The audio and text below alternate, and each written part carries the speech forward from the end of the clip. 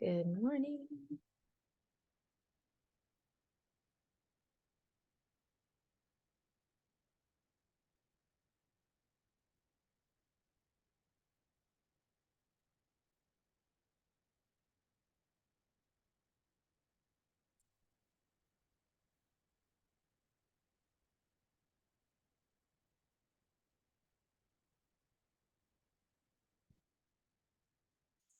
The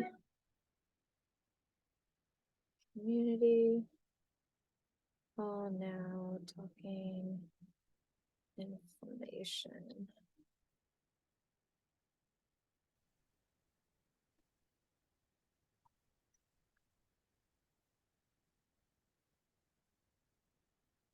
All right, let's see who is able to jump on.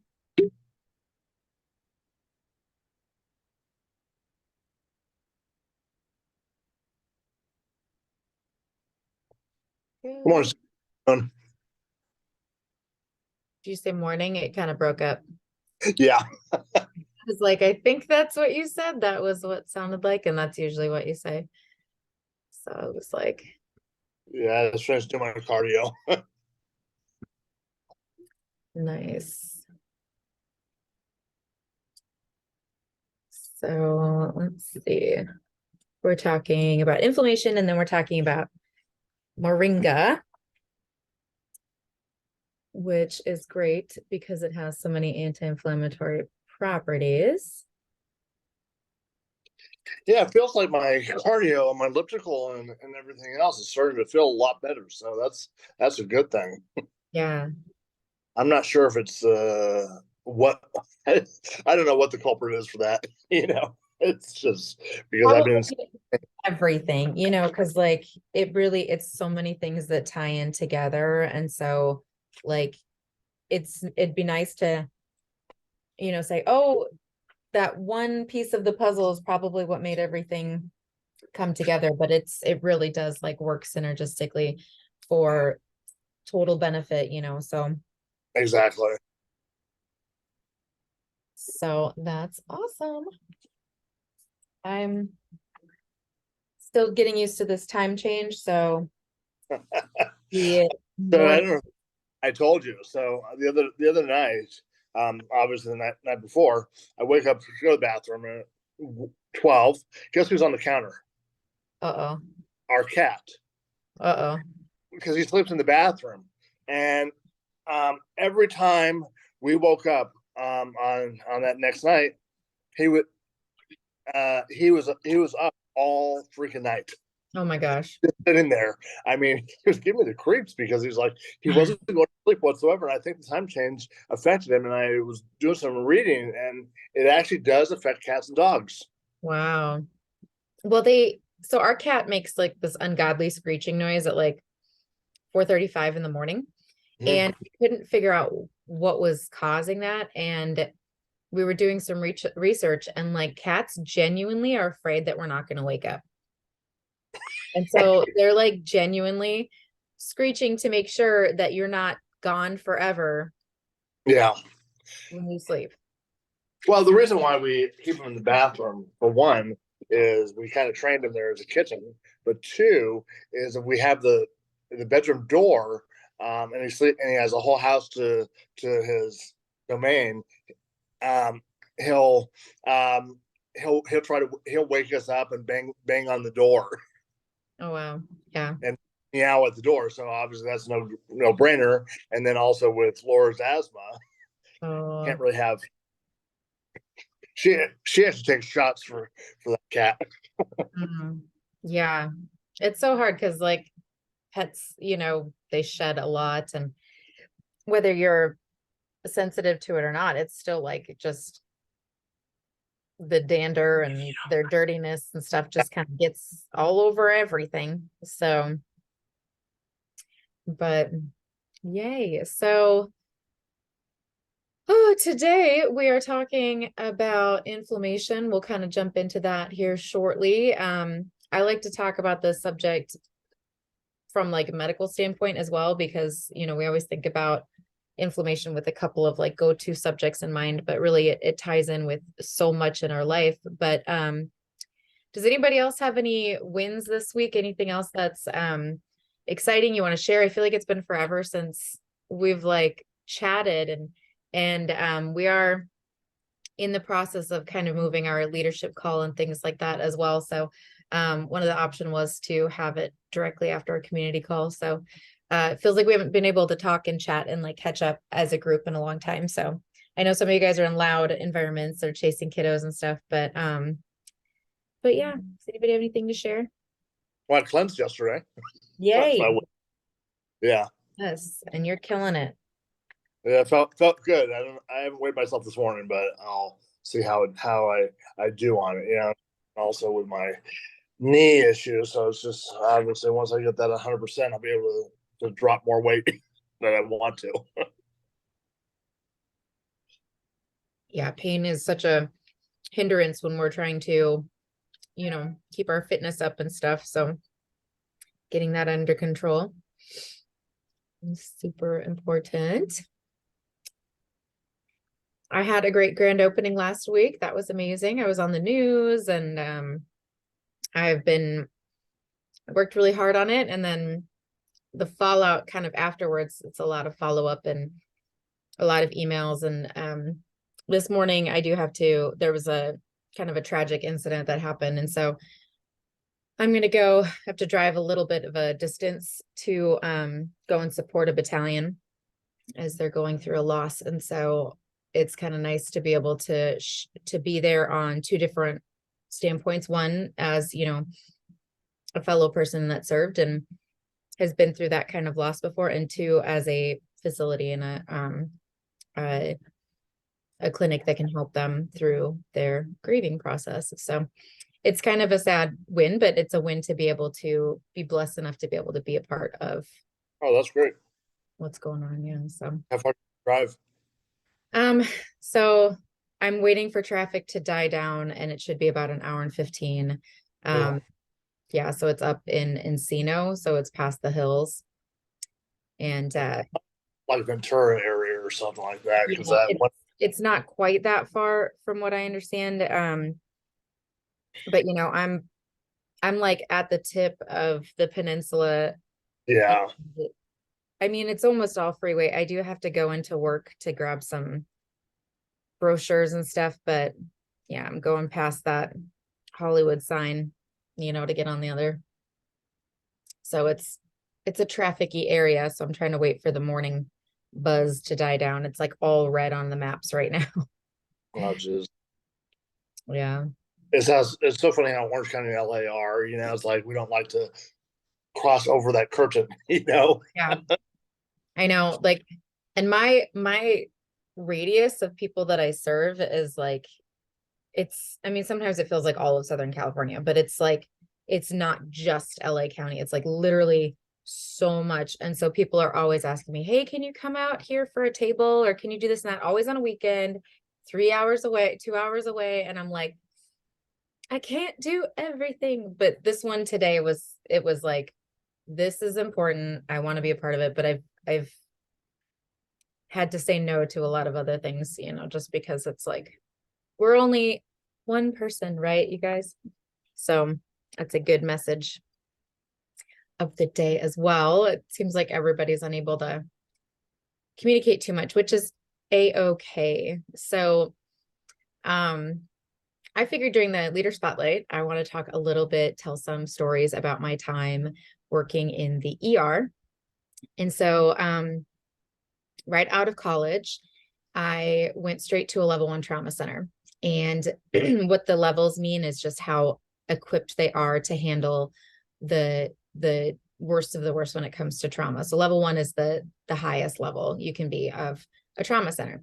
And so this particular one had like 90 employees in the ER. So like I was just, you know, one of the worker bees, and we saw everything. This was in South Carolina, so it was the stroke capital of the world. A lot of comfort food, a lot of you know, fried food. They have a really high number of people on dialysis. They have a really high amount of people that have lost limbs due to diabetes. high heart disease, all of those things. And so it brought in a lot of that kind of emergencies into our department. But, every once in a while we would get, something really bad, accident of some sort, or gunshot wounds. There was a little bit of gang activity in that area and things like that.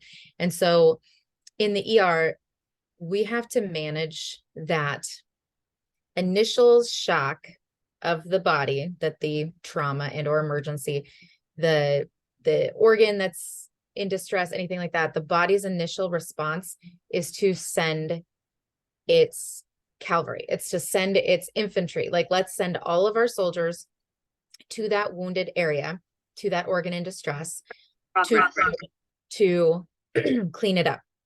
And that's what causes inflammation. This is white blood cells, red blood cells, all different kinds of pieces of our network in our body to go to eat up infection, to start rebuilding, like the scaffolding. Like if you think about how long does it take for a scab to grow if you've scratched your arm, things like that. So your body is going to go alert, alert, alert, and it's going to send everything it can to that area. This can actually go in the opposite direction for healing and recovery, because the body doesn't realize that sometimes it could be doing damage to the rest of your body. So when you have all of your blood flow rushing to your abdomen, what happens to your limbs? What happens to your brain? You're not getting that adequate flow. So while there's all of this rush to go and save the gut wound, or, your part of your body that's in distress, the rest of you could be slowly losing the nutrients it needs to circulate, and it can cause permanent damage. So obviously this isn't us talking about, how to avoid traumas and how to avoid, organ dysfunction and things like that. But it should give you kind of this idea. I always go back to this episode of Magic School Bus, where they shrunk down in their magic school bus with Mrs. Frizzle or whatever her name was, and they went through the body. And there was this, army of white blood cells that were going to fight the infection. And that literally plagued my mind all through nursing school and all of the sciences, to learn how our body responds to things like an infection or injury and things like that. So sliding over to the non-trauma aspect and how inflammation can plague us. Our body is going to inflame when it thinks there's any sort of invader. So if you find yourself with allergies, if you are allergic to pollen or cats or any sort of a food, whenever that's ingested in your body goes poison, poison, poison. And you feel like, why is my body hate me? Like, why does it hate peanuts so bad? Why does it hate allergies? Because it truly thinks that it is something come to destroy you. So it sends all its fighters, which causes inflammation in your nasal passages. This is where you are meant to trap junk and blow it out. So that's why the swelling comes, so that it protects from any of that additional junk to come in there and invade. It's why you can get chest congestion and feel like, oh, it's a little bit harder to breathe. It's trying to protect that poison from coming into your body.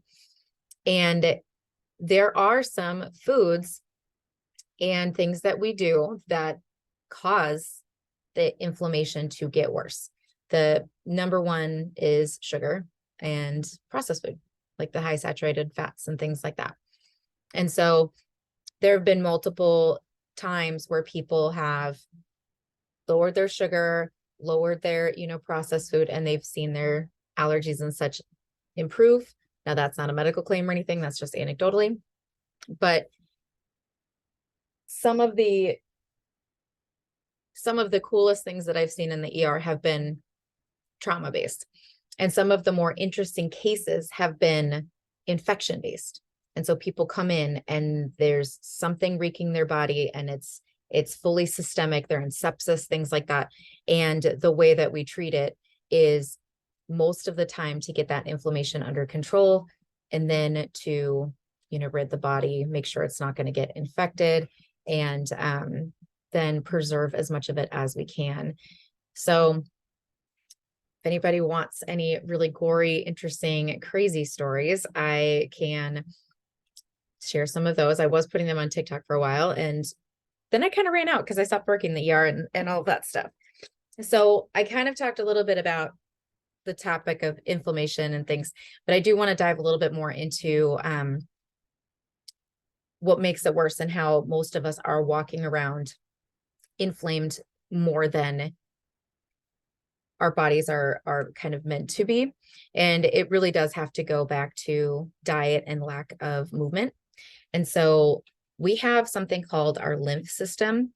It's like a network in our body. And we all know we have lymph nodes. We have them in our armpits. We have them all over our bodies.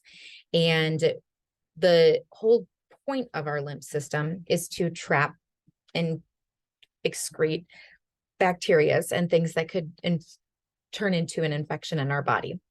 When your lymph system isn't working well, that's when that stuff sticks in your body, and then it can absorb into other streams of your circulation, like your bloodstream, or into your bones, or it could get into your organs and things like that. And so our lymph needs to be running smooth. If you've ever felt yourself swollen lymph nodes, that's inflammation, because it's particularly working on a bacteria. And our thought is to, decrease that swelling, which is why we take Tylenol or any sort of anti-inflammatory and things like that, which helps with the pain, because swelling hurts, right? If something's swollen, it's pushing on something else. It doesn't feel good. And so there are natural ways that we can decrease that swelling, but preventing that is the key, right? So we can teach you all day how to manage a cold, manage diabetes, manage high cholesterol, manage heart disease and all that stuff. But if you don't have it yet, prevention is key. So how do you prevent inflammation? How do you prevent, bacteria and all these things? Movement of your body. Jumping up and down actually is really good for your lymph system. So if you ever know anybody that has those rebounders or has the trampolines, things like that, it helps move that lymph, because it doesn't have the same kind of pump through your body like your heart pumps your bloodstream, right? So jump rope, jumping on trampolines, walking, anything like that, move your body. If it's easiest for you to set yourself, a guideline of like, I'm going to get so many steps a day, or I'm going to stand up every hour, or I'm going to, get up and do 10 squats every time I get up from my desk, things like that. Move your body. Another one is watch your sugar intake. There's a lot of different information out there as to how much sugar each person should have, what kind of sugar. Should I have honey, or, monk fruit, or molasses, or syrup, or artificial sugars, all of those things. So your body treats anything that's sweet as if it's sugar in some ways.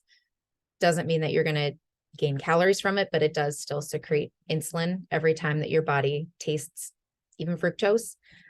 So if you're somebody that just has sweets all day, even if it's more natural sugars and things like that, you're still teaching your body to secrete that insulin. And so it can make you hungrier and all kinds of things, different subject, but look at your sugar intake and really look at the kind of sugar and how much that you are bringing it in. Sugar has a lot of the same addiction patterns as cocaine and things like that. And so you can look up and get your own feeling on how you perceive sugar. But the fact is that it does aggravate and increase inflammation. And so when we are walking around kind of insulting our body without even doing it on purpose by breathing in toxic air, scents, body spray, household cleaners, things like that. Like, we're insulting our body constantly with things like that. Like, it almost sounds, maybe insult is a little bit of a harsh term, but if you walk into a door, you insulted your arm, right? And then you're going to get a bruise. So that's going to cause inflammation, things like that. Like we are constantly being insulted, assaulted, by the environment and just living. Our bodies are so resilient and they can, almost always get right out of these minor inconveniences in our life. But when we are not doing ourselves favors by having a bunch of sugar and processed food and things like that, it lingers. And then our body, our systems, our organs have to work harder to make up for what we are not providing the natural way our bodies work. So movement, decreasing your sugar, increasing those good vitamin rich whole foods. If you hate celery, juice it. If you like, you can mask it by throwing in some grapes. You won't even taste it. If you hate leafy green vegetables, hide it. Take the greens. Do something like Isagenix has so many options for you to get those nutrients in. And if you're stuck on the taste or texture, consistency, things like that, there are tons of tips and tricks that we can help you in this group to find a way for it to be more palatable. I don't know if I'm saying that right, for you to ingest and enjoy. And so find a way for your body to get what it's lacking. If you are somebody walking around and you're like, man, my fingers are always swollen. Man, my hair is falling out. Oh my gosh, like my knees ache all the time. Oh, this and that and this and that. Spend some time to really investigate what's going on and do yourself a favor by following just anti-inflammatory guidelines. You can Google anti-inflammatory foods. I have a bunch of images. It's things that, are easy to find and also easy to shortcut. And so if it says broccoli on there, you can have broccoli in so many different ways without tasting that broccoli flavor if you're not a fan. So I will kind of wrap up with that because that's the 3 tasks right there. Make sure you're moving your body, get an accountability buddy if you need it, make sure you're decreasing your sugar, and make sure you are eating the anti-inflammatory foods, really following that whole natural food, because you're really not going to lose if you put more vegetables in your body, even if you don't take anything away. It's not like you're replacing anything if you increase more vegetables, because you are just giving your body more of the nutrients that we need to fight infections, to fight inflammation, to give ourselves more of an army ready to fight. I use the analogy of our body being prepared for war, like when COVID hit, and it was like, whose body was prepared for that invasion? Like we were attacked, we were, assaulted. And so whose body was ready for that and whose wasn't? And we should always be prepared for anything. Like you never know, car accidents, anything could come out of nowhere, and you will heal so much better if you've been focusing on giving yourself a great pre-recovery. So I'm going to slide over and maybe see if I can adjust this so you guys can see this Moringa information sheet here. So this is not an Isagenix information sheet. I wanted to bring up Moringa because we have it in several of our products, and on its own, not even being, how Isagenix handles it, this is the most studied plant in all of Pharmacopoeia. It has all of the vitamins and nutrients. It has fats, proteins, carbs. That's hard to find in any sort of plant. It has anti-inflammatory. It has antioxidants. It really has a little bit of something for everybody.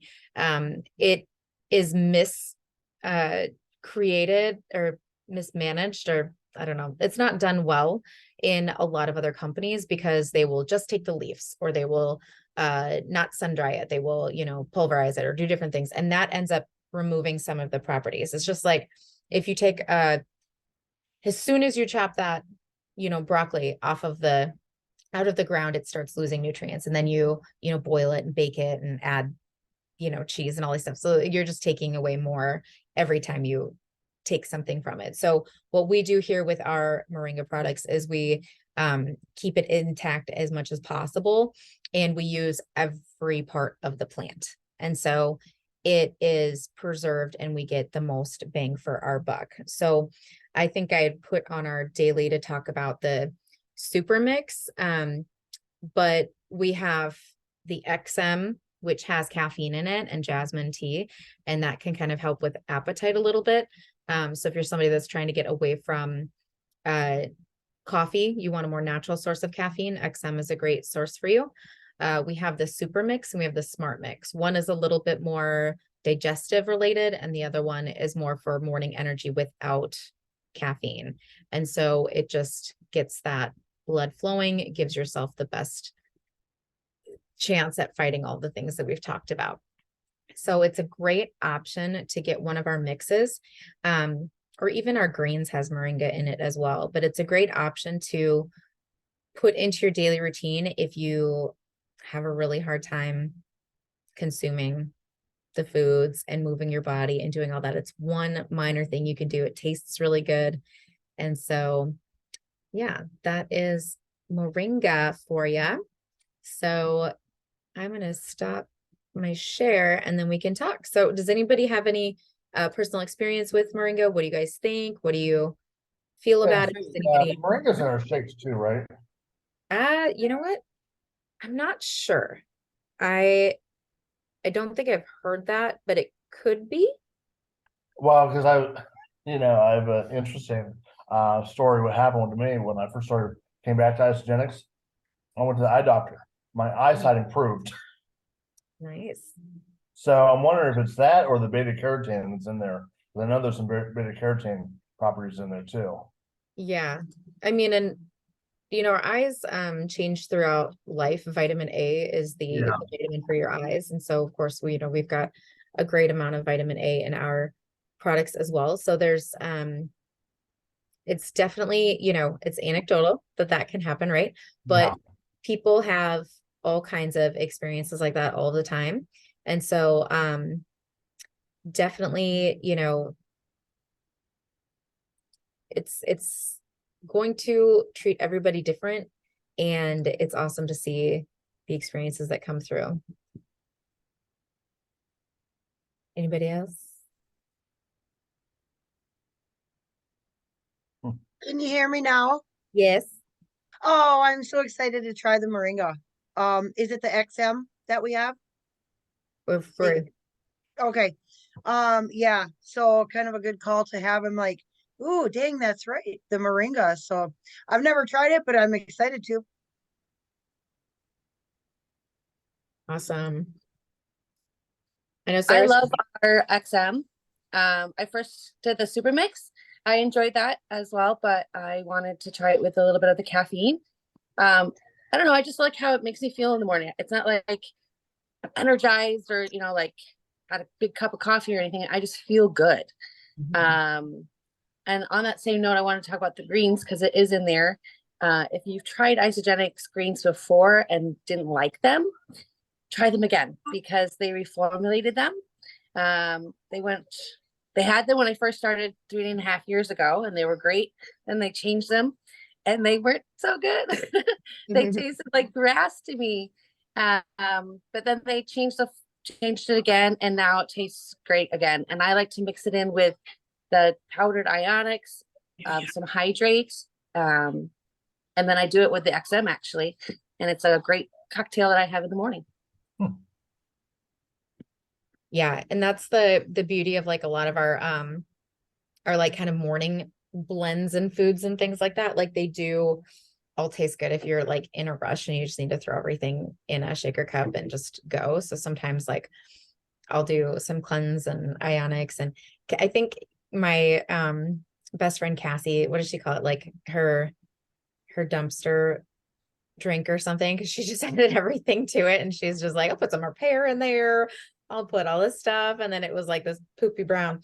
I mean, my shakes always come out a poopy brown. This is not chocolate, this is strawberry, because I put flaxseed in it and I put turmeric in it, which it does have turmeric and it does have a lot of properties from the flaxseed, but like there's nothing else that I consume throughout the day that would taste good with flaxseed in it. So into the shake it goes. So you just covered today? Yeah, yeah. I've been on a strawberry kick.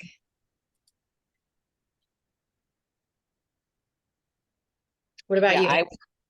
I love the super mix, and I do it. It's great like mid morning at work. Um, and I mean, I'm obsessed with the adaptogen elixir, but it is nice to still go back to that ionics. So I try to get some of the ionic sticks too, and then I mix the super mix with the ionics and drink it like at work. And and I don't think the super mix has the caffeine in it. I think it's the other one. Right.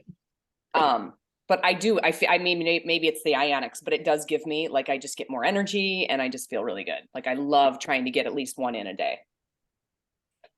Well, if it, we could do another talk sometime about caffeine. Like our bodies don't need caffeine to get energy. Like we get energy from food, but when we're so used to that quick fix energy, we don't recognize sometimes when natural energy occurs. And when we get into that like cortisol and like the different hormonal peaks and valleys in our days, um, when you're putting healthier food into your body, things like that, then you can see those subtle changes. Like when I first started the Zango juice, like I was having a hard time at about like 1 p.m. I was crashing and I was trying the Ionics and I was trying all these things. And I'm like, what is going on?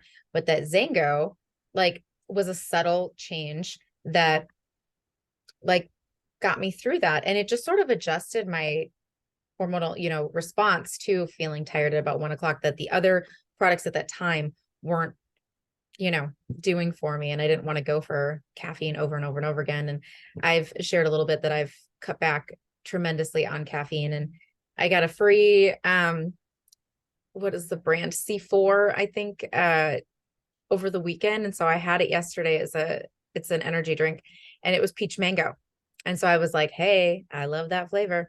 And I had it yesterday. I was like, this is not bad tasting. Some of these more natural energy drinks are getting better tasting, but it wreaked havoc on my whole body yesterday. And I was like, I deserve this. Like, I deserve this. I was working so hard. And just because something was free does not mean you have to take it. PSA, just because it's free does not mean you have to take it. And in a lot of that goes in so many different directions in life, friendships, like all kinds of things. But anyway, so lesson learned. I was trying to get a good workout in last night, and I was in a lot of it just bloated really bad. And I like didn't feel hungry for the rest of the day, but that was like making it worse. And so it's better today. It almost feels like my abs or like my gut is like sore today. And it didn't affect like my BMs or anything like that, but I was just like, yikes, that was not fun. So now you guys know all that business. I'm going to go ahead and stop our recording for the community call. You guys, thanks for joining.